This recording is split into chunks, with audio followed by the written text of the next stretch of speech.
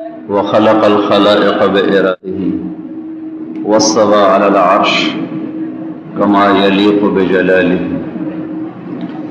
الحمد لله الذي ليس كمثله شيء وهو السميع البصير المتعالي عن الشريك والشبيه والبديل والنذير. الحمد لله الذي لا نحصي ثناء عليه وهو كما أثنى على نفسه. وأشهد أن لا إله إلا الله وحده لا شريك له وأشهد أن سيدنا ومولانا محمدا عبده ورسوله أرسله بالحق بشيرا ونذيرا وداعيا إلى الله بإذنه وسراجا منيرا. صلى الله تعالى عليه وعلى آله وعلى أصحابه وبارك وسلم تسليما كثيرا كثيرا. أما بعد، فأعوذ بالله من الشيطان الرجيم. بسم الله الرحمن الرحيم. يا أيها المدثر قم فأنذر وربك فكبر وثيابك فطهر والرجز فاهجر ولا تمنن تستكثر ولربك فاصبر. وقال النبي صلى الله تعالى عليه وسلم: إن الله بعثني كافة للناس رحمة فأدوا عني. وقال النبي صلى الله تعالى عليه وسلم: ألا وإن ربي داعي وإنه سائلي هل بلغت؟ فأقول يا رب قد بلغت فليبلغ الشاهد الغائب. وقال النبي صلى الله تعالى عليه وسلم: نضر الله امرأ سمع مقالتي فوعاها ثم أداها كما سمعها فرب مبلغ أوعى من سامع أو كما قال صلى الله تعالى عليه وسلم. میرے محترم بھائیو اور دوستو، آسمان سے جتنا علم اترتا ہے وہی انسانوں کی رہبری کے لیے کام آتا ہے. انسان جو بطور انسان علم سیکھتا ہے، سمجھتا ہے، پڑھتا پڑھاتا ہے، وہ ضروریات زندگی کو بتانے کے لیے ہوتا ہے. لیکن مقصد زندگی کو بتانے کے لیے ان لاکھوں کروڑوں لکھے ہوئے اوراق میں ایک سطر بھی ایسی نہ ملے گی جس میں یہ بتایا گیا ہو کہ مجھے کس نے بنایا ہے اور کیوں بنایا ہے اور وہ کیا چاہتا ہے اور یہ موت کیا ہے اور موت کے بعد کیا ہے. یہاں انسانی علم جتنی مرضی ترقی کر جائے وہ ان سارے سوالات کا وہ جواب نہیں دے سکتا. بل ادارک علمہم فی الآخرہ، یہ ایک آیت نے انسان کے عاجز ہونے کو بیان کیا ہے. بل ہم فی شک منہا بل ہم منہا عمون یعلمون ظاہرا من الحیات الدنیا وهم عن الآخرة هم غافلون ذلك مبلغهم من العلم هيهات هيهات لما توعدون إن هي إلا حياتنا الدنيا نموت ونحيا وما نحن بمبعوثين. انسان موت کے بعد کیا سوچتا ہے، یہ آیات بتلاتی ہیں کہ انسانی علم کی کیا اوقات ہے، یہ کیا سوچتا ہے. لہذا انسان محتاج ہے کہ وہ بنانے والے کے علم کی روشنی میں چلے. چونکہ انسان اپنی فطرت میں بھی جاہل ہے، وہ چھوٹا موٹا جاہل نہیں ہے، بہت بڑا جاہل ہے. انہو کان ظلوما جہولا، بڑا ظالم، بڑا جاہل. پیدائشی طور پر ماں کے پیٹ سے نکلتے بھی یہ اللہ کہتا ہے واللہ اخرجکم من بطون امہاتکم لا تعلمون شیئا، ہم نے تمہیں ماں کے پیٹ سے نکالا، تم کچھ بھی نہیں جانتے تھے. پھر ہماری اصل اللہ نے بتائی ظلوما جہولا. پھر اس کے بعد ہم نے کوشش کی، خیر المدارس میں محدثین بنے، مفسرین بنے، اور بہاؤدین ذکر یونیورسٹی میں ڈاکٹر بنے، پی ایچ ڈی بنے. یہ سب کہاں تک پہنچے ہیں اپنے اپنے علم میں، انہوں نے کہاں تک رسائی حاصل کی ہے. تو میرا اللہ کہتا ہے وَمَا أُوتِيتُم مِّنَ الْعِلْمِ إِلَّا قَلِيلًا. ہم لکھتے ہیں محدث اعظم مولانا انور شاہ کشمیری واقعی محدث اعظم تھے، لیکن اللہ انہیں بھی کہہ رہا ہے تمہیں تھوڑا ہی دیا ہے، زیادہ نہیں دیا. امام ابو حنیفہ میں کل ایسی اندازہ لگا رہا تھا تو کوئی 1 ارب کے قریب مسلمان ہیں، جس میں 60 کروڑ تقریباً امام ابو حنیفہ رحمۃ اللہ علیہ کے فتویٰ پر عمل کر رہے ہیں تقریباً، اور 40 کروڑ باقی 3 ائمہ کے پیچھے چل رہے ہیں۔ چند افراد ہیں شرذمۃ قلیلہ جو اپنے، جن کو غیر مقلد کہتے ہیں، وہ بھی قرآن و سنت سے دلیل پکڑتے ہیں، اگر وہ اکابر اسلاف کے بارے میں زبان درازی نہ کریں تو وہ بھی اہل حق ہیں، اگر وہ اس مرض میں مبتلا ہوتے ہیں تو پھر وہ صراط مستقیم سے ہٹے ہوئے کہلاتے ہیں۔ تو 60 کروڑ آدمی امام ابو حنیفہ رحمۃ اللہ علیہ کے پیچھے چلنے والے ہیں، لیکن ان پر بھی یہ آیت آتی ہے وَمَا أُوتِيتُم مِّنَ الْعِلْمِ إِلَّا قَلِيلًا، کہ میرے بندو تمہیں جو ملا ہے، دیکھو نا، جو ملا ہے، جو لیا ہے نہیں، طارق جمیل نے جو لیا ہے، نہیں بے وقوف ہے جو یہ کہتا ہے میں عالم ہوں، ہم علماء ہیں۔ یہ تم تو چھوٹے چھوٹے بچے ہو، کوئی ذرا تمہاری بے اکرامی ہو جائے تو تم کہنا شروع کر دے تو ہم علماء ہیں، ہماری بے اکرامی ہو گئی۔ یہ عوام ہمارا حق نہیں پہچانتے، تم نے تو خود اپنا حق نہیں پہچانا کہ تم نے اپنی جہالت، علم کا مطلب اپنی جہالت کا اعتراف ہے کہ میں کچھ نہیں جانتا۔ اللہ کی قسم، جس کا جتنا علم بڑھتا ہے اتنا وہ اپنے آپ کو جاہل کہتا ہے، اور جو جتنا جاہل بنتا ہے، جتنی جہالت میں آگے بڑھتا ہے، وہ اتنا اپنے آپ کو علامہ سمجھتا ہے اور عالم سمجھتا ہے۔ اس لیے امام شافعی نے فرمایا کہ میں نے کسی عالم سے مناظرہ کیا تو ہمیشہ غالب آیا، جب کسی جاہل سے کیا تو وہ میرے اوپر غالب آ گیا۔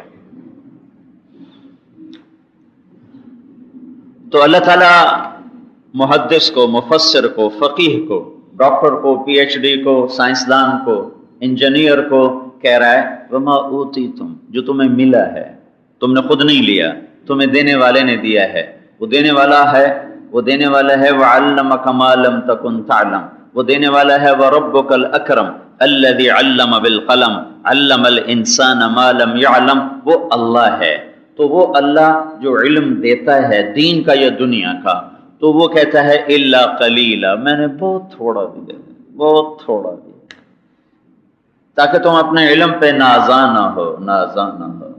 تمہیں عجب سنو، عبد الرحمن بن ابی لیلہ امام ابو حنیفہ سے بہت لگتے تھے، بڑے آدمی تھے وہ بھی، سارے اس امت میں اختلاف باقی رہے، اختلاف نہ ہو یہ دعا کی، نہ ہو یہ دعا کی، اللہ نے کہا نہیں یہ دعا قبول نہیں ہے، اختلاف ہوگا، لہذا مخلصین میں بھی ہوا اور مرائین میں بھی ہوا، دنیا کے طلبگاروں میں بھی ہوا اور اللہ کے طلبگاروں میں بھی اختلاف ہوا ہے۔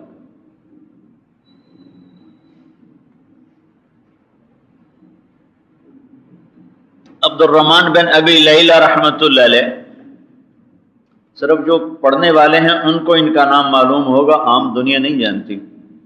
امام ابو حنیفہ کی بڑی مخالفت فرماتے تھے، اور علم و فضل ابو حنیفہ کا والفضل ما شہدت بہ الاعداء، تو ابو حنیفہ کا علم و فضل آج خود بغیر کسی دلیل کے وہ مدلل ہے۔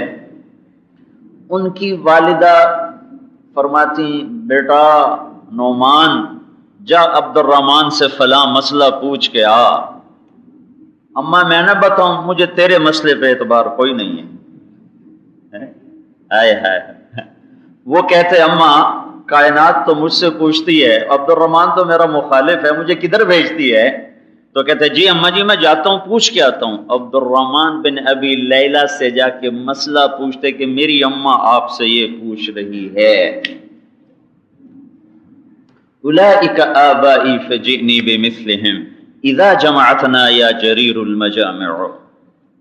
تواضع آدمی کو اٹھاتی ہے، تواضع 1 سال پڑھ کے نا دارالافتاء میں خود ہی اپنے ساتھ لکھتے ہیں مفتی طارق جمیل، خود لکھتے ہیں مفتی عبد الرحمن، اللہ دا بندہ حالی تینوں کتاب لکھن دا بھی ول نہیں آیا تو نے اپنے ساتھ مفتی بھی لکھنا شروع کر دیا، اور وہ دنیا کا سب سے بڑا مفتی۔ صحابہ کے بعد اگر کسی نے نفع پہنچایا ہے امت کو سب سے اعلیٰ پیمانے پر تو ابو حنیفہ ہے، اور وہ بیٹا ہوتا ہے۔ مفتی شفیع صاحب رحمۃ اللہ علیہ فرماتے ہیں نا، جب میں تفسیر لکھ رہا تھا تو والدہ محترمہ بیمار تھیں تو میں کبھی لیٹ ہو جاتا تو کہتی شفیع نہیں آیا، شفیع نہیں آیا. وہ کیوں کہے مفتی محمد شفیع ہے کہ شفیع نہیں آیا ہے. تو اب ابو حنیفہ کی ماں کے لیے ابو حنیفہ نہیں ہے، نعمان ہے. تو بیٹا مجھے تیرے اوپر تسلی نہیں ہے، جا عبد الرحمن سے پوچھ کے آ. تو ان کی مسکنت اور تواضع کی انتہا ہے کہ وہ ماں کے امر پر ان سے مسئلہ پوچھنے جا رہے ہیں جو ہر قدم پہ ان کی کاٹ فرماتے ہیں. کوئی وہ کسی بغض کی وجہ سے نہیں، مطلب ان کی دلیل کا عمق نہیں سمجھ میں آیا تو مخالفت کر دی. وہ بھی مخالفت للہ تھی، للہ، نہ کہ کوئی ہوائے نفس کی وجہ سے. وہ خیر القرون کا زمانہ ہے، وہاں اختلاف رائے ہوائے نفس سے نہیں ہوتا تھا، ہر ایک اخلاص کے ساتھ اختلاف کر رہا ہوتا تھا. تو انسان اپنے مقصد زندگی میں محتاج ہے کہ وہ جانے کہ میرا اللہ کیا کہتا ہے، چونکہ اس کے پاس اپنا علم تھوڑا ہے. تو اس خلا کو پورا کرنے کے لیے اللہ نے 1.25 لاکھ نبیوں کو بھیجا. باقی جتنی مخلوق ہے وہ پیدائشی طور پر تعلیم یافتہ پیدا ہوتی ہے. چیونٹی کو گھر بنانا اور لائن بنانا اور غلہ اکٹھا کرنا کوئی نہیں سکھاتا ہے، وہ اپنے آپ سیکھتی ہے. اور یہ سارے پڑھے لکھے لوگوں کا مجمع ہے، اور میں دھکے کھاتا آیا ہوں کہ انہیں اتنا سلیقہ نہیں کہ مجھے آرام سے راستہ دے دیں. کہ یہ چونٹی یوں سیکھتی ہے کہ ایسے لاکھوں کی تعداد میں سفر ہو رہا ہوتا ہے اور سب قطاروں میں جا رہی ہیں، اور چونٹی کو نظر کتنا آتا ہے؟ 1 سینٹی میٹر. 1 سینٹی میٹر سے آگے نہیں دیکھ سکتی. اور اس کی قطار دیکھو، اگر ایک جگہ انہوں نے بل کھایا ہے تو ساری وہاں بل کھاتی ہیں. اچھا یہ بتاؤں یہ کیسے ہوتا ہے؟ انہیں کیسے پتہ چلتا ہے؟ چونٹی جہاں سے چلتی ہے وہاں سپرے کرتی جاتی ہے، تو جہاں وہ سپرے کرتی ہے وہاں خوشبو ہوتی. تو اس کی ناک ایسی زبردست ہے کہ ہم ایک قطرہ شربت کا گرتا ہے میز پر، تھوڑی دیر میں کئی ہزار چونٹیاں وہاں پہنچی ہوتی ہیں، پتہ نہیں کہاں سے وہ وہاں آ جاتی ہیں. تو اس خوشبو کو سونگتے سونگتے وہ سفر کر رہی ہوتی ہیں، نظر نہیں آ رہا تھا. اور جو دیمک ہے وہ بالکل اندھی ہوتی ہے، دیمک مطلقاً اندھی ہوتی ہے، اسے نظر ہی کچھ نہیں آتا. اور اس کا ایک خاندان کم از کم 10 لاکھ افراد پر ہوتا ہے. اور وہ گھر بناتی ہے اتنے بڑے بڑے کہ یہ جو آپ کا فانوس کھڑا ہے زمین سے لے کر اتنے اونچے گھر بنا دیتی ہے وہ. اور اس میں سڑکیں، اس میں گلیاں، اس میں کھڑکیاں، اس میں ہوا کے آنے اور جانے کے راستے، اس میں ملکہ کے پہرے دار، اور انڈوں کے پہرے دار، غذا کے سٹور، دشمن سے لڑنا، پہرے داریاں، سارا نظام اندھا جہان ہے. اور ایسا بناتا ہے کہ دیکھنے والا کیا اٹھتا ہے کہ یہ کوئی ہے جس نے ان کو یہ علم دیا ہے. تو ان کا علم پیدائشی ہے. ربنا الذی اعطى كل شیء خلقه ثم هدى. ان کا علم پیدائشی ہے، سیکھنا نہیں پڑتا. انسان جاہل پیدا ہوتا ہے، اسے سیکھنا پڑتا ہے. اور پھر دوسری بات یہ ہے کہ مخلوقات کا علم غلط نہیں ہوتا، بالکل صحیح ہوتا ہے. آم کبھی انگور نہیں پیدا کرے گا، جی غلطی ہو گئی انگور آج نکال دیے میں نے. اور انگور پہ کبھی کریلا نہیں آئے گا، کریلا کبھی میٹھا نہیں ہوگا. تربوز کبھی درخت پہ نہیں لگے گا، بیل پہ لگے گا. کہ بیل کا علم بھی بے خطا ہے، وہ اپنے علم کے خلاف کرتے ہی نہیں. بکری کے آگے پلاؤ رکھو کہے گی پرہیز ہے، ڈنڈے مارو نہیں کھائے گی. گھاس رکھو کھائے گی. انسان علم سیکھتا ہے، صحیح بھی سیکھتا ہے، غلط بھی سیکھتا ہے، اور صحیح سیکھ کر بھی غلط کر سکتا ہے. شوگر والے مریض کے آگے مٹھائی رکھو چاہے ڈاکٹر ہی کیوں نہ ہو، اس نے گلاب جامن اٹھانا ہی اٹھانا ہے، کہے گا ادھی گولی بات کھاواں گے آج ادھی گولی بات. میرے ساتھ کئی دوست شوگر والے ہیں جی، مجھے نہیں اور میں اتنا پرہیز کرتا ہوں، اور وہ مجھ سے آنکھیں بچا بچا کے پیالے روڑ جاندے. انسان اپنے علم کے خلاف کرتا ہے. صحیح جو جانتا ہے اس کے بھی خلاف کرتا ہے. جو جانتا ہے غلط وہ تو ہے ہی غلط، جو صحیح جانتا ہے یہ اس کے بھی خلاف کرنے کی طاقت رکھتا ہے. یہ کیوں ہے؟ یہ دونوں طرف کیوں چلتا ہے؟ فَأَلْهَمَهَا فُجُورَهَا وَتَقْوَاهَا. اس میں ہیں طاقتیں دو ہیں، جانور میں دوسری طاقت ہے ہی نہیں. اگر ان میں دوسری، ایک آدمی کہنے لگا اگر وہ ایسا کیوں کرتے ہیں، اگر ان میں دوسری ہوتے تو کیا ہوتا؟ میں کہتا پھر تم جاتے اپنی بھینس کا دودھ نکالتے، وہ کہتے آج میرا موڈ نہیں، آج میں کوئی نہیں دیونا، جا چلا جا. پھر تم خالی بانڈا واپس لے کر آتے کہ مت جانتے پہ آج میرا دل کو نہیں، آج میں کوئی نہیں دیونا. اللہ نے ان کو جبرن باندھ دیا ہے کہ کہ هو الذی خلق لکم ما فی الارض جمیعا، یہ تمہاری خدمت کے لیے، وسخر لکم ما فی البر والبحر، یہ تمہارے لیے اللہ تعالیٰ نے مسخر کیا ہے۔ اگر یہ نہ کرتا تو تم تو مخلوقات سے نفع اٹھانے کی شکل میں نہیں تھے۔ اگر بھینس اپنی پوری طاقت دکھا دے تو ہم اس کے قریب جا سکتے؟ تو جانوروں کا علم بے خطا ہوتا ہے اور اپنے علم کے خلاف کرتے نہیں ہیں، اور انسان کا علم خطا پر بھی ہے اور ثواب پر بھی ہے، اور خطا کے ساتھ بھی خطا کرتا ہے اور ثواب کے ساتھ بھی خطا کرتا ہے۔ سارے جانتے ہیں جھوٹ لعنت ہے، سارا بازار جھوٹ پہ چلتا ہے۔ تو یہ کیوں ہے؟ یہ اس لیے ہے کہ لیبلوکم ایکم احسن عملا، اللہ بھی خطا کرتا ہے اور ثواب کے ساتھ بھی خطا کرتا ہے۔ سارے جانتے ہیں جھوٹ لعنت ہے، سارا بازار جھوٹ پہ چلتا ہے۔ تو یہ کیوں ہے؟ یہ اس لیے ہے کہ لیبلوکم ایکم احسن عملا، اللہ نے ہمیں دونوں طاقتیں دے کر ہمیں امتحان میں ڈالا ہے کہ میں دیکھوں گا تم میں اچھا عمل کون کرتا ہے۔ انسان جانور بگڑ جائے تو مر جائے گا، کیا ہوگا؟ یہ جنگل کتا باولا ہو جائے تو کسی جنگل کو نکل جائے گا، ایک دو کو کاٹ لے گا، پھر خود بھی مر جائے گا۔ لیکن انسان اگر بگڑ جائے تو یہ ایک عالم کو برباد کرتا ہے، پھر خود مر کے ہمیشہ کی جہنم کا شکار ہوتا ہے۔ نارن احاط بہم سرادقھا، یہ وہاں جاتے ہیں جہاں کی، دیکھو نا، سورج ہم سے 9 کروڑ میل کے فاصلے پر ہے اور اس کی گرمی نے ہمیں بے حال کیا ہوا ہے، اور ہم چھت تلے بیٹھے ہوئے ہیں۔ ماء کالمہل، ایسا پانی جس میں تیل ملا ہوا ہو، ایسا پانی پینے کو دیا جائے گا، اور اس میں کیا ہے؟ او ہو یسقا من ماء صدید، اس میں اور پیپ بھی ملا ہوا ہے، تیل بھی ملا ہوا ہے، یتجرعہ ولا یکاد یسیغ، نہ پی سکتا ہے نہ اگل سکتا ہے۔ گھر کیسے ہیں؟ انہا علیہم مؤصدہ فی عمد ممددہ، اوپر چھت بھی آگ ہے اور ستون بھی آگ ہیں، ستون بھی آگ ہیں۔ اندر بستر کیسے ہیں؟ لہم من جہنم مہاد، بستر بھی انگاروں کے ہیں۔ اوپر چادر کیسی ہے؟ ومن فوقہم غواش، اوپر چادر بھی جہنم کی ہے۔ ان کا کھانا کیسا ہے؟ لا یسمن ولا یغنی من جوع، یہ نہ بھوک مٹائے نہ ضرورت پوری کرے۔ اللہ تعالیٰ، عجب، 2 آیتیں عجب ہیں، خیر سارا قرآن ہی عجب ہے، لیکن قرآن میں بعض سے اعلیٰ، قرآن سارا ہی فصیح ہے، سارا ہی فصیح ہے، لیکن قرآن کی سب سے فصیح آیت، قرآن کی سب سے فصیح آیت، وقیل یا ارض ابلعی ماءک ویا سماء اقلعی وغیض الماء وقضی الامر واثبت علی الجودی وقیل بعدا للقوم الظالمین۔ یہ قرآن کی سب سے خوبصورت آیت ہے کہ یہ 19 الفاظ ہیں اور 21 اقسام بلاغت اس کے اندر ہیں، جو انسانی قدرت سے باہر ہے کہ الفاظ 19 اور اقسام بلاغت 21 انسان کے بس میں نہیں۔ عبداللہ بن مقفع ایک ایرانی گزرا ہے، پہلے فارسی تھا، پھر ایمان لایا، مسلمان ہوا، بنو امیہ کا پرجوش حامی تھا، پھر جب انقلاب آیا تو ہارون نے اسے قتل کروایا تھا، تو منصور نے اسے قتل کروایا تھا۔ وہ جب پارسی تھا تو عرب کا وہ ادیب الکلیل و دمنہ ایک کتاب اب بھی اس کی بقایا جات میں ملتی ہے، جس میں اس نے بنو عباس پہ چوٹ ماری ہے، خرگوش اور شیر کی کہانی بنا کر، وہ اور ہرن، خرگوش، شیر، بڑے خوبصورت انداز میں۔ اس کو جب وہ پارسی تھا، کسی نے کہا تم قرآن کے مقابلے میں کلام کیوں نہیں تیار کرتے ہو، تم تو بڑے ادیب ہو۔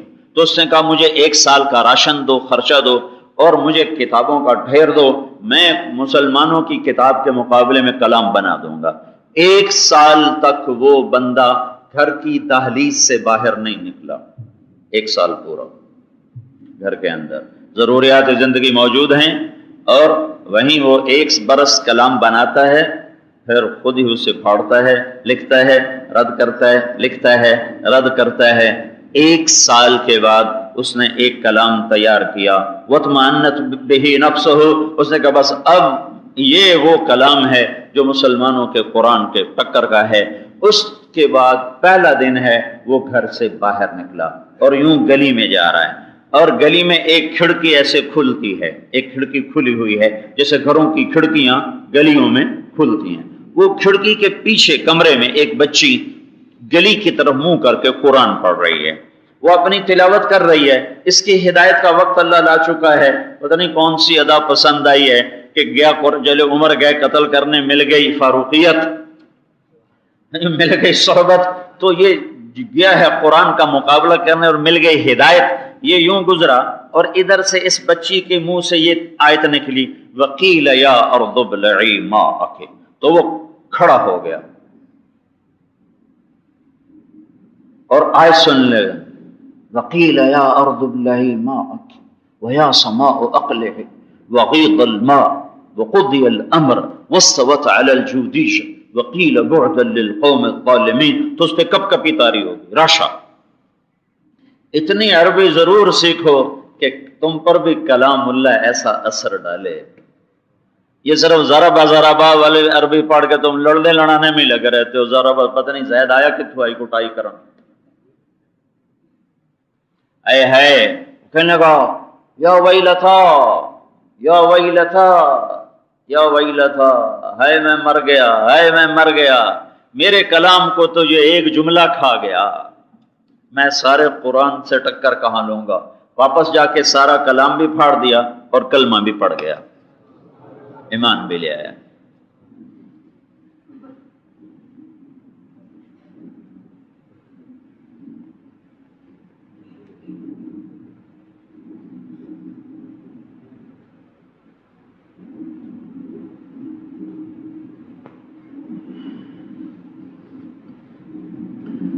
انسان محتاج ہے کہ آسمانی علم سے رہنمائی حاصل کرے، اس کا اپنا علم ناقص ہے، اس کا بطور انسان علم مقصد تک پہنچاتا ہی نہیں، لہذا اس کی محتاجی بن گئی کہ یہ آسمانی علم کو ڈھونڈے۔ وہ اللہ نے انبیاء کی شکل میں، 1.25 لاکھ نبیوں کی شکل میں اور قرآن پاک کی شکل میں اسے مکمل فرما دیا، اور اس کو حضرت محمد صلی اللہ تعالی علیہ وسلم پر آ کر مکمل فرمایا۔ اختم بکتابہم الکتب وبدینہم الادیان وبشریعتہم الشرائع، اس کے دین پر دین ختم، شریعت پر شرائع ختم، کتاب پر کتابیں ختم۔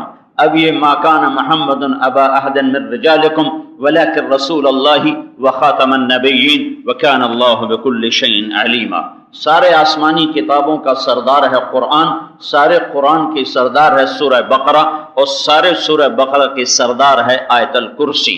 سارے آسمانی کتابوں کا خلاصہ ہے قرآن، اور قرآن کا خلاصہ ہے سورہ فاتحہ، اور سورہ فاتحہ کا خلاصہ ہے ایاک نعبد و ایاک نستعین۔ سورے آسمانی کلام کا ایک جملہ ایاک نعبد و ایاک نستعین۔ جب ساری دنیا کے انسان ان دو جملوں پر آئیں گے کہ اللہ سے جڑیں گے بندگی کے ساتھ اور اللہ سے جڑیں گے اسی سے مانگنے کے ساتھ، تو سارے آسمانی علم کا انہیں جوہر حاصل ہو گیا۔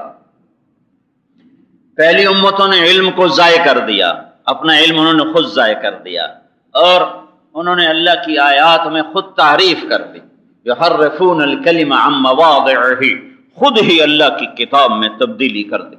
اس امت نے اپنے کلام کو محفوظ کیا، اللہ کے کلام کو بھی محفوظ کیا، 10 لاکھ احادیث کو بھی محفوظ کیا، چونکہ اللہ نے اس دین کو اس وقت تک باقی رکھنا ہے جب تک سورج مغرب سے نہیں نکلتا، تو اللہ اس کی حفاظت کے لیے ایسے لوگ لاتا رہا اور ایسے نظام چلاتا رہا کہ قرآن میں حدیث میں نہ کوئی اضافہ ہو سکتا ہے، نہ زیادتی ہو سکتی، نہ کمی ہے، نہ اخراج ہے، نہ ادخال ہے۔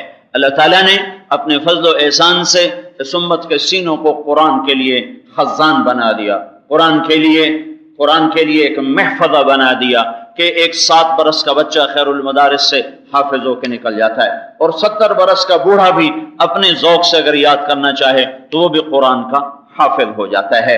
یہ اللہ تبارک و تعالیٰ نے معجزاتی طور پر، آپ دیکھو ساری دنیا میں ہمارے قاری حضرات، ہمارے محسن ہیں کہ ان کی اتنی تھوڑی تنخواہیں ہیں کہ اگر ان کو نزلہ زکام ہو جائے تو اپنی تنخواہ سے نزلے کی دوائی بھی نہیں خرید سکتے، اتنی تھوڑی تنخواہیں ہیں، اور ان کی اتنی مشقت کا کام ہے کہ فجر سے پہلے شروع ہوتے ہیں اور عشاء کے بعد تک یہ لگے رہتے ہیں، اور اکثر علماء نہیں ہوتے، انہیں نہیں پتہ ہم کیا پڑھا رہے ہیں، اور جو بچہ ہمارا عام ہے وہ تو 6-7 برس کا ہے، اسے نہیں پتا میں کیا پڑھ رہا ہوں، لیکن پڑھانے والے کے اندر بھی ایک درد ہے کہ کسی طرح میں کتاب ان کے اندر اتاروں، اور پڑھنے والا ڈنڈے کھا کر بھی کہتا ہے کہ کسی طرح میں قرآن کو یاد کر لوں۔ یہ اللہ کا حفاظتی نظام ہے۔ جب روس میں سوشلزم تھا تو آج کل جیسے میٹل کی چیز کو دیکھنے کے لیے آلہ ہوتا ہے، وہ ٹیں ٹیں بولتا ہے، تو روس میں کاغذ کے لیے آلہ بنایا گیا تھا۔ کاغذ، کسی کی جیب میں کاغذ ہوتا تھا تو وہ آلہ بولتا تھا کہ کوئی لٹریچر روس میں داخل نہ ہو سوائے کارل مارکس کے، سوائے لینن کی تعلیمات کے، کوئی اور کتاب نہ داخل ہو۔ تو وہ ایک آلہ تھا۔ ہماری ایک جماعت کے انگلینڈ سے، تو وہ ایک ملائیشیا کا لڑکا وہ آلہ بولے، انہوں نے اس کے کپڑے اتروا دیے، بنیان اتروا دی، آلہ پھر بھی بول رہا ہے۔ پھر جب جراب دیکھی تو اس کے اندر ایک پرزہ کاغذ کا پھنسا ہوا تھا۔ اتنی احتیاط تھی۔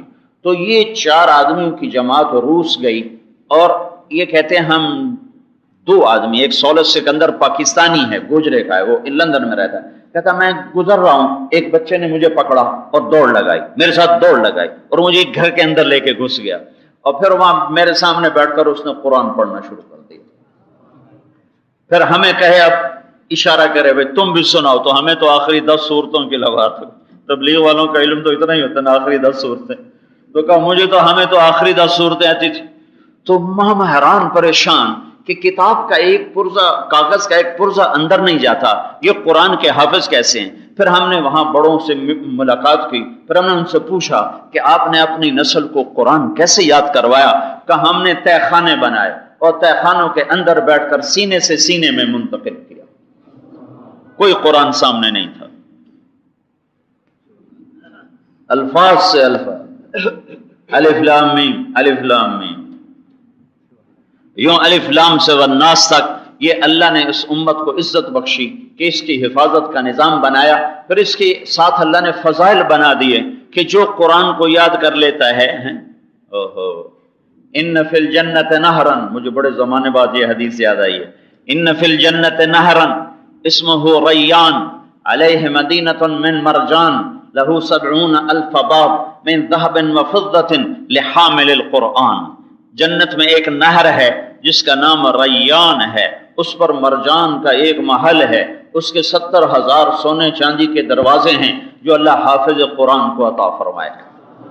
وہ بچہ ہو یا بچی ہو، اللہ اس کو وہ محل عطا فرمائے گا، اور پھر یہ بیٹھا ہوگا تو پہلا دروازہ کھلے گا، اور اس میں سے 70,000 فرشتے آ کر اس کو سلام پیش کریں گے اور 70,000 تحفے پیش کریں گے کہ یہ قرآن کا صلہ ہے، اللہ آپ کو تحفہ دے رہے ہیں۔ پھر یہ چلے جائیں گے، دوسرا دروازہ کھلے گا، اس میں سے 1,40,000 فرشتے آئیں گے اور اس کو سلام پیش کریں گے اور اتنے ہی تحفے پیش کریں گے۔ پھر دوسرا تیسرا دروازہ کھلے گا، اس میں سے 2,80,000 فرشتے اندر آئیں گے اور ان کو سلام کریں گے اور تحفے پیش کریں گے۔ پھر اگلا دروازہ کھلے گا تو 5,60,000 فرشتے اندر آئیں گے اور اتنے ہی تحفے دیں گے اور واپس جائیں گے۔ جب آخری دروازہ کھلے گا تو 4,90,00,000,000 فرشتہ اس کو سلام کرنے کے لیے حاضر ہو رہا ہے۔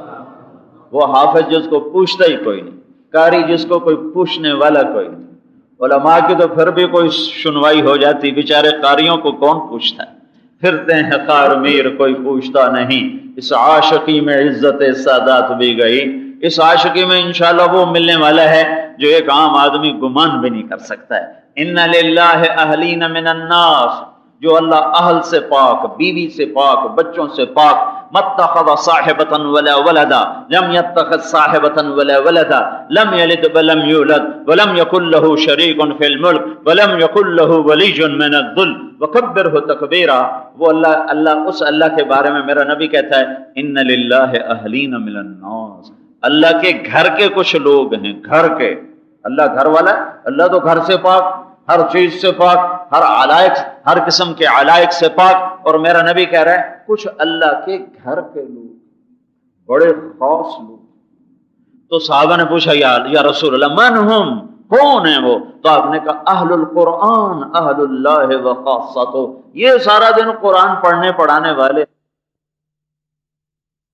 سند کو زندہ کیا، پہلی امت ہے جس نے سند کو زندہ کیا۔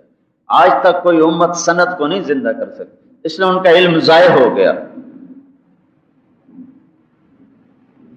آج کی لکھی ہوئی انجیل دو آدمیوں کی ہے، ایک لوقا ایک یوحنا۔ یہ دو آدمی حضرت عیسیٰ علیہ السلام کے دیکھے ہوئے نہیں، یہ بعد کے لوگ ہیں۔ انہوں نے یہ انجیل لکھی ہے، کس سے سنی ہے کوئی پتہ نہیں، کس زبان سے، انگلش میں اردو میں آئی ہے کوئی پتہ نہیں، لہذا دونوں نسخوں میں بہت تضاد ہے۔ یہ دو نسخے ویسے 70 نسخے تھے 1935 تک انجیل کے 70 نسخے تھے۔ تو جرمنی والوں نے، جرمنی بڑا طاقتور ملک تھا 1935 میں، انہوں نے جب ان کو ملایا تو دونوں ہر ایک نسخہ دوسرے سے ایسے مختلف تھا جیسے دن اور رات، جیسے زمین و آسمان۔ وہ کہنے لگا کون سچا کون جھوٹا، کہنے لگا مسلمانوں کا قرآن اکٹھا کرو، وہ بھی ایسا ہی ہوگا۔ تو بغض میں انہوں نے 70 کی بجائے 40,000 قرآن اکٹھے کیے دنیا کے ہر خطے سے۔ اور 1935 میں پریس کوئی نہیں ہے، بہت کم ہے، ہاتھ کا لکھا ہوا زیادہ ہے۔ 40,000 نسخوں پر انہوں نے سر جوڑ کے ٹیمیں بٹھائیں کہ کہیں کچھ نکالو، میرے رب کی قسم زیر زبر کا فرق بھی نہ نکال سکے۔ میں نے کہا بھائی یہ تو کوئی اور ہی قصہ ہے، یہ تو کوئی اور ہی قصہ ہے۔ دیکھتے نہیں اور رمضان میں لوگوں کو کچھ سمجھ میں نہیں آ رہا اور کھڑے ہیں سن رہے ہیں، یہ اللہ کا غیبی نظام ہے۔ سنانے والے کو کچھ سمجھ میں نہیں آ رہا، میں یعلمون و تعلمون ہے، یتفکرون ہے، خلقو ہے، خلقو ہے، کیا نہیں کچھ پتہ نہیں ہے، لیکن وہ زیر زبر کو ٹھیک کرتے ہوئے پڑھتا جا رہا ہے۔ والناس پہ جا کے وہ رکوع کرتا ہے۔ 3 دن میں قرآن ختم ہو رہا۔ میں نے 3 دن میں کئی دفعہ سنا کہ میں مسافر ہوں تو مجھے ٹھہرنا بہت کم ملتا ہے، تو میں کبھی 3 دن میں سن لیتا ہوں، کبھی ہفتے میں سن لیتا ہوں، کبھی 10 دن میں سن لیتا ہوں۔ تو کوئی کھڑے ہیں اور کوئی تھکاوٹ نہیں ہو رہی، کوئی پریشانی نہیں ہو رہی کہ 10 سپارے سننے پڑیں گے، کیا بنے گا؟ سنانے والا بھی خوشی سے سنا رہا ہے، سننے والے بھی خوشی سے سنا رہے ہیں۔ یہ اللہ کا حفاظت کا نظام ہے۔ ایسے ہی حدیث پاک کی حفاظت کا نظام چلا سند کے ساتھ۔ سند کہاں سے کہہ رہے ہو؟ کس نے کہا ہے؟ سند ابو زرع رحمت اللہ علیہ فی سیاقت الموت، موت کی سکرات میں ہیں اور بے ہوش ہیں۔ اب ان کو کلمہ پڑھانا ہے، تلقین، اور تلقین کا طریقہ یہ ہے کہ مرنے والے کے قریب یہ مت کہو کہ بھائی کلمہ پڑھ لے، اس کے قریب بیٹھ کے کلمہ پڑھو، کہو لا الہ الا اللہ، لا الہ الا اللہ، لا الہ الا اللہ، یہاں تک کہ وہ بھی کہنا شروع کر دے لا الہ الا اللہ۔ اب یہ ہیں بے ہوش اور ان کو کلمہ تلقین کرنا ہے۔ تو 3 آدمی بیٹھے ہیں، منذر بن شاذان، ابو حاتم، محمد بن سلمہ، تینوں محدثین ہیں اور یہ محدث اعظم ہیں۔ ابو زرع فرماتے تھے مجھے 1,00,000 حدیث ایسے یاد ہے جیسے تمہیں قل ہو واللہ یاد۔ میں نے بڑی حدیثیں یاد کی پر بھول گیا۔ کوئی پاکستان میں ذوق ہی نہیں تھا حدیثوں کو یاد کرنا، اللہ نے مجھ سے اس کی ابتدا کرائی۔ میرا حال تو اچھا تھا لیکن مجھے راہبری نہیں تھی کہ ان کو محفوظ کیسے کرنا ہے اور ان کو آگے باقی کیسے رکھنا ہے۔ بس ایک جوش تھا، جوانی تھی، میں کتنا کچھ یاد کرتا چلا گیا، لیکن کاش کہ اس کا ماحول ہوتا تو پتہ ہوتا بھائی ان کو اب محفوظ کیسے کرنا ہے، تو میرے ضائع ہو گئے۔ وہ مانتا میں 1,00,000 حدیث مجھے ایسے یاد ہے جیسے تمہیں قل ہو واللہ یاد ہے۔ تو اب یہ حدیث ہے من کان آخر کلامہ لا الہ الا اللہ دخل الجنہ، ہے نا حدیث بھائی، مشہور حدیث ہے۔ اچھا اب میں قربان جاؤں، کیا اس امت نے افراد دیکھے اور اللہ نے پیدا کیے۔ اب منذر بن شاذان اس حدیث کی سند پڑھتے ہیں، حدثنی ضحاک بن مخلد عن ابی عاصم عن عبد الحبین بن جعفر عن صالح بن ابی غریب، یہ کہہ کر چپ ہو جاتے ہیں، آگے سند کو مکمل نہیں کرتے، نہ متن پڑھتے ہیں اور سند بھی آدھی پڑھتے ہیں۔ یہ ادھر بیٹھے ہیں، ادھر ابو حاتم بیٹھے ہیں، وہ کہتے ہیں حدثنی بندار، دونوں کے استاد الگ الگ ہیں، اوپر سند ایک ہے۔ حدثنی بندار عن ابی عاصم عن عبد الحمید بن جعفر عن صالح بن ابی غریب، اور وہ چپ ہو جاتے ہیں۔ اب ادھر بھی آواز آئی، ادھر بھی آواز آئی، شعور ہوش میں نہیں، لا شعور بے ہوش نہیں ہوتا، سنو، لا شعور بے ہوش نہیں ہوتا، شعور بے ہوش ہوتا ہے۔ لا شعور میں آواز گئی اور ہاں یہ تو وہی آواز ہے جو میں 60 برس سناتا رہا، یہ تو وہی سند ہے جو میں 60 برس اللہ کے بندوں کو سناتا رہا۔ گویا زبان حال میں کہہ رہے ہیں کہ یہ تو وہی ہے جو میں سناتا رہا۔ بے ہوشی میں زبان چل پڑی، بے ہوشی میں یہ ایک سند اوپر ہیں تو یہ کہتے ہیں حدثنی ابو عاصم، وہ ایک واسطے سے ابو عاصم تک پہنچے تھے، یہ کہتے ہیں حدثنی ابو عاصم عن عبد الحمید ابن جعفر عن صالح ابن ابی غریب، یہاں آ کر وہ چپ ہو گئے تھے، یہ آگے چلتے ہیں عن کثیر ابن مرۃ الحضرمی عن معاذ ابن جبل رضی اللہ عنہ قال قال رسول اللہ صلی اللہ علیہ وسلم من کان آخر کلامہ لا الہ الا اللہ دخل الجنہ ومات۔ حدیث پڑھی، سند مکمل کی، حدیث پڑھی، جس کا آخری کلام ہوگا لا الہ الا اللہ وہ جنت میں گیا اور ساتھ ہی موت آ گئی۔ سند یہاں جو کچھ پڑھایا جاتا ہے، خیر المدارس ہو یا وہ دارالعلوم دیوبند ہو یا وہ بنوری ٹاؤن ہو یا وہ اشرف جامع اشرفیہ ہو یا کسی سندھ کے گوٹھ میں چھوٹا سا مدرسہ ہو جس کی دیواریں بھی کچی ہوں اور چھت بھی چھپر کا ہو، وہاں بھی وہی سند ہے جو یہاں سند ہے۔ اس امت نے اپنے نبی کی بات کو سینے سے لگایا سند کے ساتھ، اس میں کوئی چیز آ نہیں سکتی چونکہ یوں سلسلہ ہے، یوں یوں یوں چلا آ رہا ہے، اس میں کوئی چیز داخل نہیں کر سکتا، نہ کوئی دجال، نہ کوئی کذاب، نہ کوئی مفتری، کوئی بھی نہیں کر سکتا۔ جو بھی کرے گا وہ نکل جائے گا، وہ نکل جائے گا، وہ ٹک نہیں سکتا، وہ رک نہیں سکتا کہ اس امت نے اپنا سب کچھ سند سے لیا ہے۔ میں اس مدرسے کا بالواسطہ شاگرد ہوں کہ مولانا خیر محمد صاحب رحمۃ اللہ علیہ میری سند میں آتے ہیں، مولانا کے دادا جان میری سند میں آتے ہیں کہ میں نے حدیث کو پڑھا مولانا عبداللہ صاحب سے، انہوں نے مولانا خیر محمد صاحب سے، انہوں نے انور شاہ سے، انہوں نے عبد الغنی مجدد سے، انہوں نے محمود الحسن سے، انہوں نے محمد قاسم سے، انہوں نے عبد الغنی مجددی سے، انہوں نے شاہ اسحاق سے، انہوں نے شاہ عبد العزیز سے، انہوں نے شاہ ولی اللہ سے، انہوں نے ابو طاہر مدنی سے، انہوں نے ابراہیم کردی سے، انہوں نے احمد القشاشی سے، انہوں نے ابو المواہب شناری سے، انہوں نے محمد بن احمد رملی سے، انہوں نے ابو یحییٰ انصاری سے، انہوں نے ابن حجر العسقلانی سے، انہوں نے ابراہیم بن احمد التنوخی سے، انہوں نے احمد بن ابی طالب الحجار سے، انہوں نے حسین بن مبارک الزبیدی سے، انہوں نے عبد الاول بن عیسیٰ الحروی سے، انہوں نے عبد الرحمن بن مظفر الداودی سے، انہوں نے عبداللہ بن احمد السرخسی سے، انہوں نے محمد بن یوسف الفربری سے، انہوں نے محمد بن اسماعیل البخاری سے، انہوں نے کہا حدثنا الحمیدی قال حدثنا سفیان قال حدثني يحيى بن سعيد الأنصاري قال أخبرني محمد بن إبراهيم التيمي أنه سمع علقمة بن وقاص الليثي يقول سمعت عمر بن الخطاب رضي الله عنه على المنبر يقول سمعت رسول الله صلى الله عليه وسلم إنما الأعمال بالنيات۔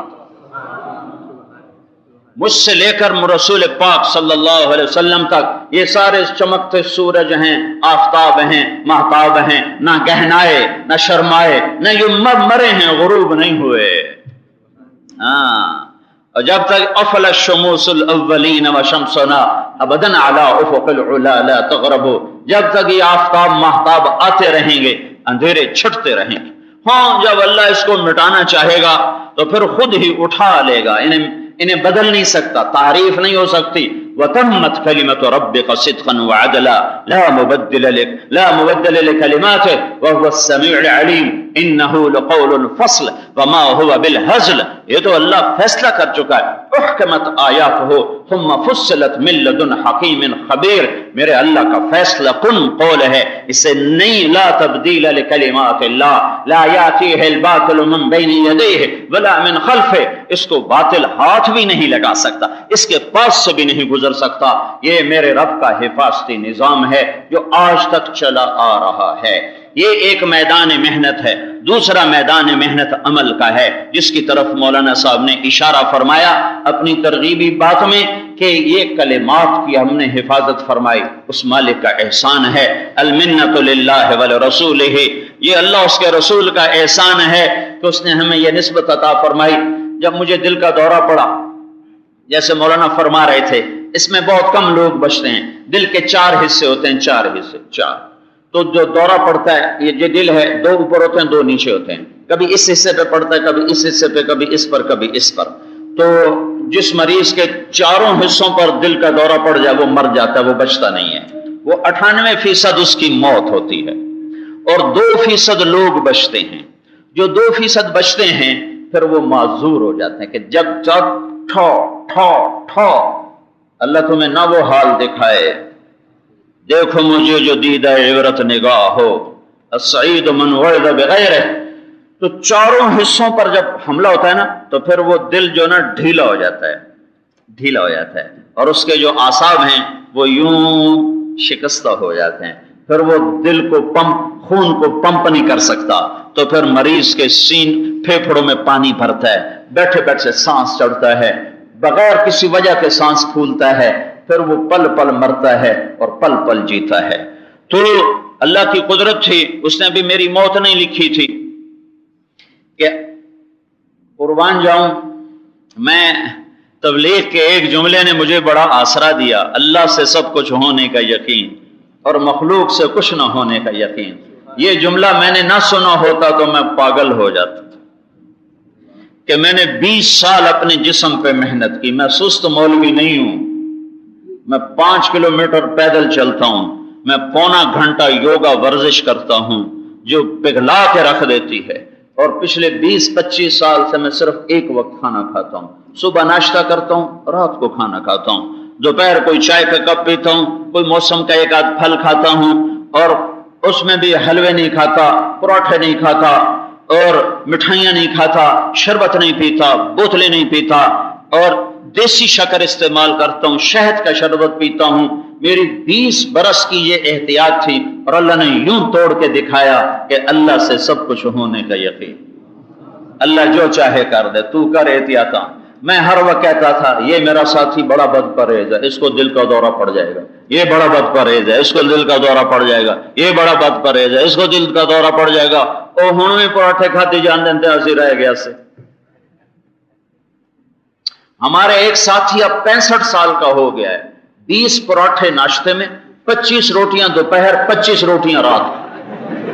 لے آؤ ڈاکٹر ہن لے آؤ ڈاکٹری دا کرو حساب کتاب. اور اسے اب نہ بلڈ پریشر ہے، نہ شوگر ہے، نہ دل کا مرض ہے. اور اب وہ 65 سال ہوں مر بھی جائے تو کہڑی گل ہے، 65 سال تو ہو گئے. 10 پراٹھے کھائے. گیا اس کا دوست تھا تھانے دار، ان کا راؤ صاحب رنگ اڑے گا، راؤ صاحب ناشتہ کرو گے؟ کروا دو بھائی.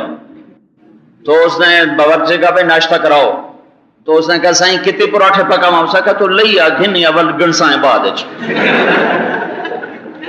اب اس نے تھانے دار کے لیے آٹا گوندا ہوا تھا، ایک دو پراٹھے کے لحاظ سے 2-4 نوکروں کے.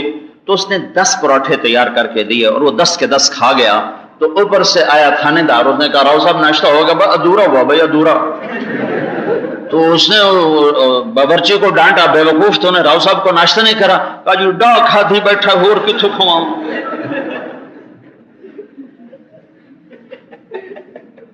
اس کے بعد دونوں تھانے گئے. تھانے تو 2 گھنٹے تھانے کا کام کاروائی چل رہی ہے. 2 گھنٹے کے بعد ایک پکوڑے بیچنے والا آ گیا. تو تھانے دار کہتا ہے راؤ صاحب اس کے پکوڑے بڑے اچھے ہوتے ہیں، کھاؤ گے؟ کہ بھائی کھلا دو. کہ بھائی ادھر آوے، راؤ صاحب کو پکوڑے تول دے. آپ کتنے تولوں؟ کرما اللہ سارا تھال ہو رہا کرو، تولنا نہیں، تھال تول. وہ کتنے تھے؟ 5 کلو پکوڑے 10 پراٹھے کے بعد سارے کھا گئے، سارے. جعلی نوس بھی فیل ہے یہاں. اور میں 20 برس کی احتیاطیں کر کر کر کر صدیوں سے دل ٹوٹتا آیا. دل کا یہی بس رونا ہے، جب تک چاہا دل سے کھیلا اور جب چاہا توڑ دیا.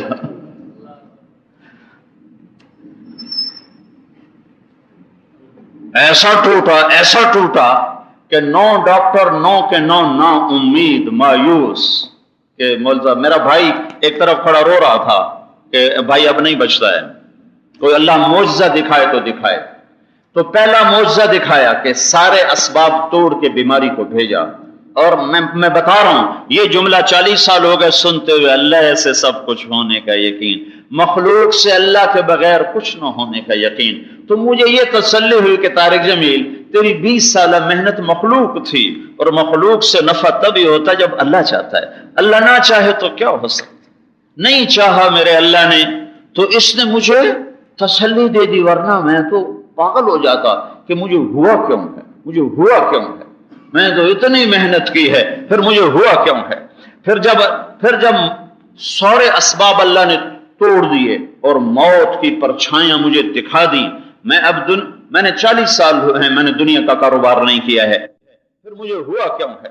پھر جب سارے اسباب اللہ نے توڑ دیے اور موت کی پرچھائیاں مجھے دکھا دی، میں نے 40 سال ہوئے ہیں میں نے دنیا کا کاروبار نہیں کیا ہے، صرف 4 مہینے ذمہ دارہ کرایا ہے زندگی میں، 1984 میں 4 مہینے اپنی کپاس کاشت کروائی ہے، اس کے بعد میں نے کبھی بلا واسطہ دنیا کا کام آج تک نہیں کیا۔ اللہ نے وراثتی طور پر جو کچھ دیا اس کو سنبھالنے کے لیے نظام بنایا ہے۔ میرا کوئی کاروبار نہیں، میری کوئی ایک تھیلے کی تجارت نہیں، میں کسی کے ساتھ پارٹنرشپ نہیں کرتا ہوں کہ کہیں تبلیغ بدنام نہ ہو جائے اور کہیں کوئی ایسی اونچ نیچ نہ ہو جائے کہ اللہ کے نیک بندوں پر حرف آ جائے کہ مجھے بھی لوگ اب نیک سمجھنے لگ گئے ہیں تو کہیں کسی میری وجہ سے کوئی حرف نہ آ جائے کسی پر۔ تو جو اللہ نے مجھے وراثتی طور پر دیا ہے میں اسی کو صبر شکر کے ساتھ کھاتا ہوں، استعمال کرتا ہوں، اسی کی عطا ہے، آج لے لے کل لے لے پرسوں لے لے، کون سا کوئی اپنی طاقت سے بناتا ہے۔ لیکن اور 40 برس دین میں لگا، پڑھا بھی، پڑھایا بھی، پھرا بھی، پھرایا بھی، لیکن میرے رب کی عزت کی قسم جو دنیا کی حقارت میں دل کے دورے کے دوران سمجھا میں بخاری پڑھا کے بھی نہیں سمجھا، میں سورت قیامت پڑھا کے بھی نہیں سمجھا، میں سورہ واقعہ کو بیان کر کے بھی نہیں سمجھا ہوں کہ ہاں طارق جمیل بس یہی زندگی ہے، یہی زندگی، یہ ہلے، یہ گلے، یہ شہرت، یہ عزت، بس دنیا مچھر کا پر ہے، دھوکے کا گھر ہے، مکڑی کا جالا ہے۔ بیان کرنے میں نے اسے لاکھوں دفعہ یہ جملہ دہرایا ہے، میرے بیانات میں جملہ بکثرت ملتا ہے، پر میرے رب کی قسم دل کبھی نہیں بولا تھا کہ یہ دھوکے کا گھر ہے، یہ مچھر کا پر ہے، یہ مکڑی کا جالا ہے۔ اور جب میرے اللہ نے دل پہ اپنے امر کو نازل کیا تو میرا دل بولا یہ دھوکے کا گھر ہے، یہ مچھر کا پر ہے، یہ مکڑی کا جالا ہے۔ میں ایک ریاضی کا قاعدہ بیان کیا کرتا ہوں، بیانوں میں بہت زیادہ اس سے ایک مثال لایا کرتا ہوں کہ بڑے سے بڑے عدد کو 0 سے ضرب دو تو 0 ہو جاتا ہے، 100 ضرب 0 بھی 0 ہے، اور ارب خرب ضرب 0 بھی 0 ہے، کروڑ ضرب 0 بھی 0 ہے۔ ایسے ہی ساری زندگی کی عزت اور شہرت اور دولت اور مال اور متاع اور عروج اور بلندیاں اور رزق اور دھن اور جمال اور جلال اور ہیبت اور جبروت ضرب موت 0، ضرب موت 0، سکندری ضرب موت 0، چنگیزی ضرب موت 0، فرعونیت ضرب موت 0، قارونیت ضرب موت 0، بنو امیہ کا جلال ضرب موت 0، بنو عباس کا جمال ضرب موت 0، شاہان مغلیہ کا ٹھاٹھ باٹھ ضرب موت 0۔ یہ بھی بس زبان ہی کہا کرتے تھے، اس دن میرا دل بولا طارق جمیل ضرب موت 0، 0 کچھ یاد نہیں تھا، بس ایک حدیث کا آسرا تھا جو میں بیان کرنے لگا تو کچھ اپنا حال بھی بتا دیا۔ یہ ایک حدیث میرے لیے بہت بڑا آسرا بنی ہوئی تھی، اور ایک بات مجھے یہ حسرت اس وقت تھی، نہ بیوی یاد، نہ بچے، نہ اولاد، مجھے حسرت ان گھڑیوں پر تھی جو غفلت میں گزر گئیں۔ ہائے کاش میرا وہ وقت بھی غفلت میں نہ گزرا ہوتا تو آج کچھ اور سرمایہ بھی میرے پاس ہوتا، کیونکہ اس مرض میں آدمی موت اور زندگی کے بیچ میں چل رہا ہوتا ہے۔ باقی امراض میں تو زندگی کی امید غالب ہوتی ہے، لیکن یہاں موت غالب ہوتی ہے اور زندگی کے بچنے کے آثار کم ہوتے ہیں۔ اور جس قسم کا مجھے دورہ پڑا تھا اس میں تو یہ موت لازمی نظر آ رہی تھی۔ ڈاکٹر کے ذمے ہے مرتے ہوئے مریض کو بھی کہے انشاءاللہ آپ ٹھیک ہو جائیں گے، آپ ٹھیک ہو جائیں گے، تاکہ وہ حوصلہ نہ ہارے۔ میرا بھائی میرے پاس کیا آتا، ایک طرف کھڑے ہو کے آنسو بہا رہا تھا، اور 9 ڈاکٹروں میں سے ایک مجھے پھوٹے منہ سے نہیں کہہ رہا تھا مول صاحب انشاءاللہ اب ٹھیک ہو جائیں گے، اب ٹھیک ہو جائیں گے۔ ان پر دہشت تاری تھی میرے اٹیک کی، اور خوف تاری تھا، اور وہ منتظر تھے کہ اب ختم اب ختم اب ختم۔ تو اس وقت جو مجھے غم اور دکھ تھا وہ مرنے کا نہیں تھا، وہ اس بات کا غم تھا کہ فلاں فلاں گھڑیاں میری غفلت میں گزر گئی، فلاں فلاں راتیں میں رات نہ اٹھ سکا، میں تہجد نہ پڑھ سکا، میں سوتا رہ گیا، میں تلاوت نہ کر سکا، میں ذکر نہ کر سکا۔ ہائے کاش وہ بھی میرے پاس آج سرمایہ ہوتا تو میں کچھ زیادہ اللہ کے بارگاہ میں کما کے کمائی پیش کر سکتا۔ وہ دکھ درد مجھے پہلی دفعہ محسوس ہوا، پہلی دفعہ مویاں دی گل جیندے کی جانن سو جانے جو مردہ ہو، پہلی دفعہ مجھے ہائے میں نے اتنا وقت ضائع کیا۔ اور پھر مجھے وہ لوگ بڑے عقل مند نظر آئے جو اللہ کو مطلوب بنا کے چل رہے ہیں۔ میں کہا واہ واہ کتنے عقل مند لوگ ہیں جن کا مطلوب اللہ ہے کہ وہ مر کے انہیں مل جائے گا، اور کتنے نادان ہیں جو دنیا کو مطلوب بنا کے دوڑ لگا رہے ہیں کہ ابھی مر جائیں تو ان کا مطلوب ان کو چھوڑ کے گیا۔ فَخُذْ مَا أَرَدْتَ الْآنَ مِنِّي فَإِنَّنِي سَيُسْلَكُ بِي فِي مَحْيَلٍ مِّن مَحَائِلِي، لے مجھ سے جو لینا ہے مرنے سے پہلے، تو مر گیا تو میں پرایا ہو جاؤں گا۔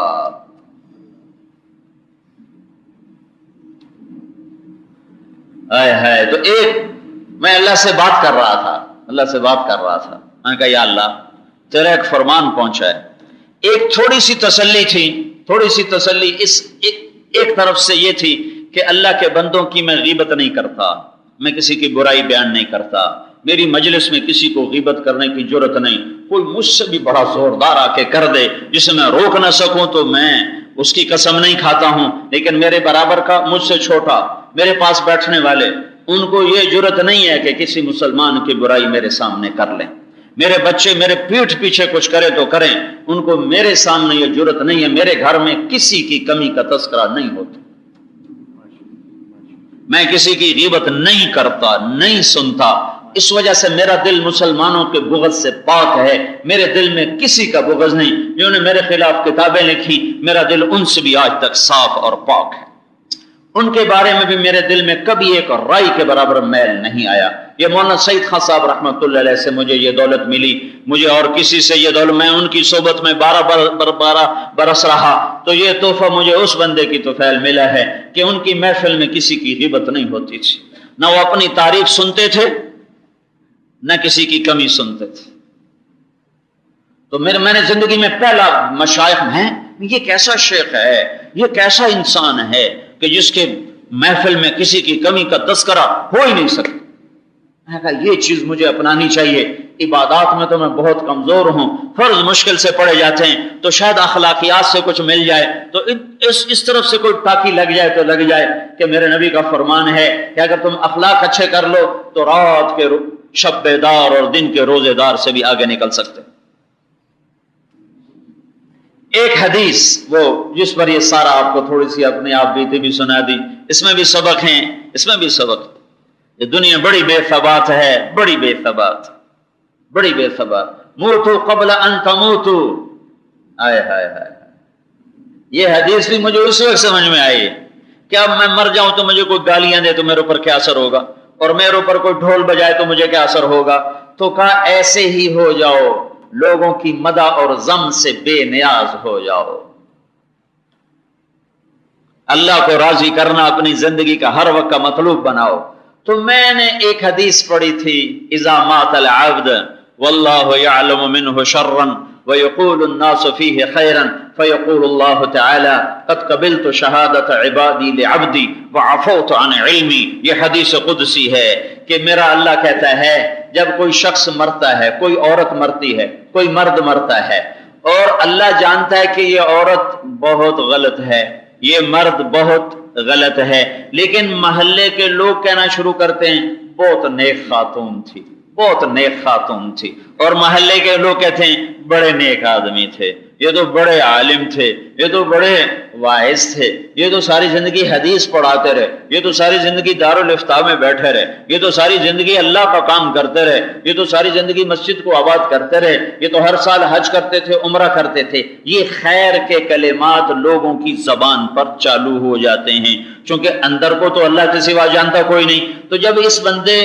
کی پیشی ہوتی ہے اللہ کے دربار میں، اس کی روح جب پیش ہوتی ہے تو اللہ فرماتے ہیں مجھے تو خبر ہے کہ تو غلط ہے، لیکن میرے بندے تیرے بارے میں اچھی گواہی دے رہے ہیں، تو میں اپنے بندوں کے علم پہ فیصلہ کرتا ہوں، اپنے علم پہ نہیں کرتا، اپنے بندوں کے علم پہ فیصلہ کرتا ہوں۔ تو یہ میں نے اللہ سے بڑی بات کی، میں نے کہا یا اللہ تجھے یاد تو بھولے کو کروایا جاتا ہے نا، مجھے یاد کراؤ کہ میں کچھ بھول جاتا ہوں کچھ یاد رکھتا ہوں، تو بھولا ہوا نہیں ہے، تو بھولا ہوا نہیں ہے، تجھے تو میں واسطہ دیتا ہوں تیرے اپنے بول کا کہ تو نے یہ کہا ہے کہ جب کوئی 2 نمبری آ جائے تیرے دربار میں اور لوگ کہیں 1 نمبر ہے تو پھر تو لوگوں کی گواہی پہ فیصلہ کرتا ہے، تو یا اللہ تو جانتا ہے کہ میں غلط ہوں، لیکن یہ باہر ہسپتال بھرا ہوا ہے، یہ سارے کہہ رہے ہیں کہ بہت نیک ہے بہت نیک ہے، تو اگر میری پیشی کا وقت آ چکا ہے تو پھر لوگوں کی گواہی پہ فیصلہ کرنا، اپنے علم پہ فیصلہ نہ کرنا۔ یہ بات میں نے بڑی اپنے اللہ سے کی۔ میرے عزیزو، مرنے والے کی نظر سے دنیا کو دیکھو تو تمہاری ترجیحات اپنے آپ تبدیل ہو جائیں، یہ صرف پڑھنے پڑھانے سے نہیں آتا۔ مفتی رفیع صاحب تشریف لائے میرے مدرسے حسنین میں، تو انہوں نے بڑی عجب بات فرمائی کہ ہم مدارس میں دین پڑھاتے ہیں سکھاتے نہیں ہیں۔ تو ان کی بات مجھے کاٹ گئی کہ یہ تو صحیح فرما رہے ہیں، ہم تو صبر کا مطلب بتاتے ہیں، صبر والا تو نہیں بناتے، ہم تو تقوی کا مطلب بتاتے ہیں، تقوی والا تو نہیں بناتے، ہم تو خشوع کا مطلب بتاتے ہیں، خشوع والا تو نہیں بناتے،